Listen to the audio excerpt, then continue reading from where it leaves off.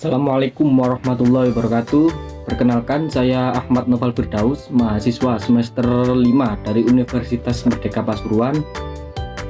Saya di sini akan mempresentasikan materi yang berjudul Lingkungan Hukum Teknologi Akuntansi dan Politik. Sebelumnya, saya ingin menyampaikan salam untuk Bu dosen Bu Hari Wahyuni sebagai dosen mata kuliah bisnis internasional. Apa sih lingkungan hukum, teknologi, akuntansi, dan politik itu? Latar belakangnya yaitu ketiga elemen ini, yaitu lingkungan hukum, teknologi, akuntansi, dan politik saling berkaitan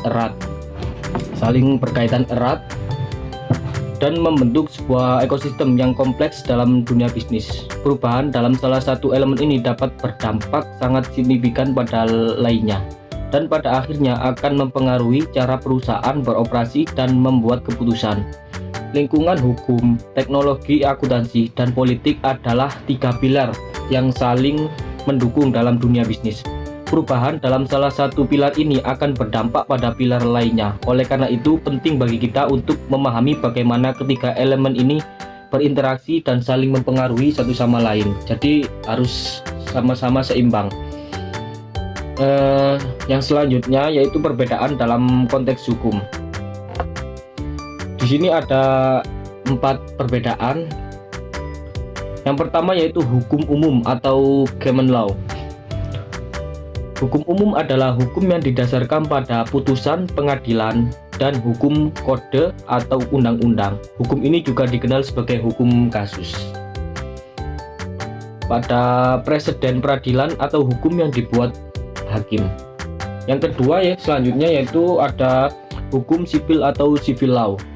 Hukum sipil adalah sistem hukum yang didasarkan pada hukum tertulis dan dikodifikasi. Sistem ini berasal dari tradisi hukum Romawi dan berkembang di negara Eropa, sehingga juga dikenal sebagai sistem Eropa komunikasi atau Eropa kontinental. Yang ketiga yaitu hukum agama atau religious legal system, adalah sistem hukum yang aturannya berasal dari teks-teks suci dan praktek-praktek keagamaan. Hukum agama mengatur hubungan manusia berdasarkan ajaran agama dan bertujuan untuk mengatur perilaku tertentu. Hukum agama mengatur kewajiban-kewajiban manusia seperti menjadi manusia yang baik, berbudi luhur, sopan santun, dan bertakwa kepada Tuhan Yang Maha Esa. Yang terakhir, hukum birokrasi. Hukum birokrasi adalah pendekatan terhadap birokrasi yang dapat dilakukan dengan beberapa cara. Di antaranya birokrasi sebagai rasionalisme, prosedur pemerintahan, dan aparatur administrasi publik. Birokrasi sebagai organisasi yang membengkak dan jumlah pegawainya besar. Birokrasi sebagai perluasan kekuasaan pemerintah untuk mengontrol kegiatan masyarakat. Selanjutnya yaitu hukum berorientasi domestik. Hukum di negara tempat bisnis internasional beroperasi memainkan peran utama dalam membentuk keempat kesempatan yang tersedia bagi perusahaan tersebut. Hukum tersebut sangat mempengaruhi seluruh segi operasi domestik sebuah perusahaan. 1. Untuk mengelola angkatan kerja seperti perekrutan, kompensasi, hubungan, dan ketenagakerjaan. Yang selanjutnya, yang kedua yaitu pendanaan operasi seperti sekuritas, perbankan, hukum kredit. Dan yang ketiga yaitu memasarkan produk. Memasarkan produk seperti periklanan, distribusi, hukum perlindungan konsumen. Dan yang terakhir atau yang keempat, mengembangkan dan penggunaan teknologi seperti paten, hak cipta, dan hukum merek dagang. Baik, yang selanjutnya ada hukum langsung mempengaruhi bisnis internasional. Di sini ada 4 hukum langsung yang mempengaruhi bisnis internasional. Yang pertama yaitu sanksi. Sanksi sendiri memiliki pembatasan terhadap perniagaan dengan negara lain.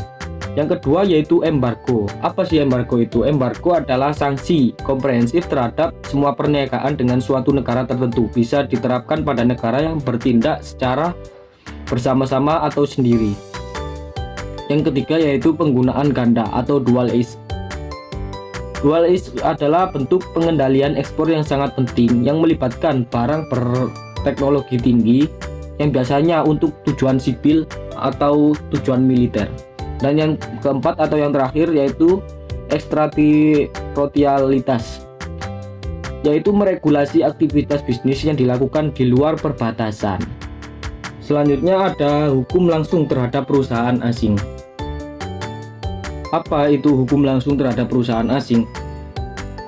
Yaitu eksplorisasi ketika pemerintah tuan rumah memberikan kompensasi kepada pemilik swasta atau kerugian mereka. Yang kedua, penyitaan ketika pemerintah tuan rumah tidak menawarkan kompensasi. Dan yang ketiga, privatisasi, konversi properti milik negara menjadi properti milik swasta.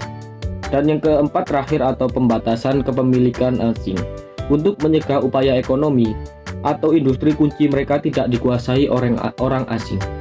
Selanjutnya ada penyelesaian sengketa dalam bisnis internasional. Di sini ada 3. Yang pertama yaitu menggunakan hukum negara yang diberlakukan. Ada beberapa hukum, pastinya di berbagai negara mempunyai hukum tersendiri. Maka negara lain ingin masuk kepada negara tersebut harus mentaati hukum yang ada atau hukum yang berlaku pada negara tersebut. Dan yang kedua yaitu diselesaikan di negaranya terjadinya sengketa. Yang ketiga atau yang terakhir menggunakan teknik penyelesaian konflik yang terdiri dari mediasi, litigasi, arbitrase, atau negosiasi. Biasanya yang paling sering digunakan yaitu teknik penyelesaiannya menggunakan teknik negosiasi. Yang terakhir, lingkungan teknologi. Ya, ada 2 di sini. Satu, fondasi dari lingkungan teknologi sebuah negara adalah basis sumber dayanya. Dan yang kedua, cara untuk mengubah lingkungan teknologi sebuah negara adalah transfer teknologi. Transfer teknologi, pengalihan teknologi dari negara satu ke negara yang lain.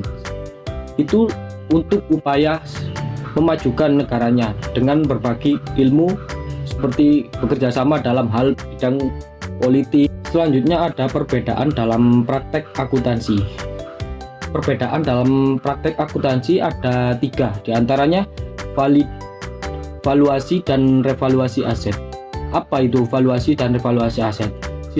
Valuasi aset yaitu sistem akuntansi untuk setiap negara tidak sama proses penerapannya. Maka perbedaan dalam prosedur revaluasi aset ini menyatakan perlunya kehati-hatian ketika membandingkan neraca perusahaan dari negara-negara yang berbeda. Karena neraca di setiap negara itu berbeda-beda.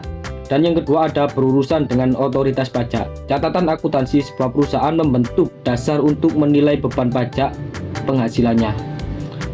Dan yang ketiga penggunaan cadangan akuntansi. Yang terakhir yaitu lingkungan politik.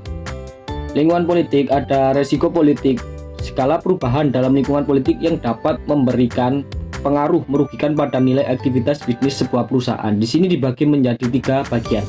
Yang pertama yaitu resiko kepemilikan. Apa itu resiko kepemilikan?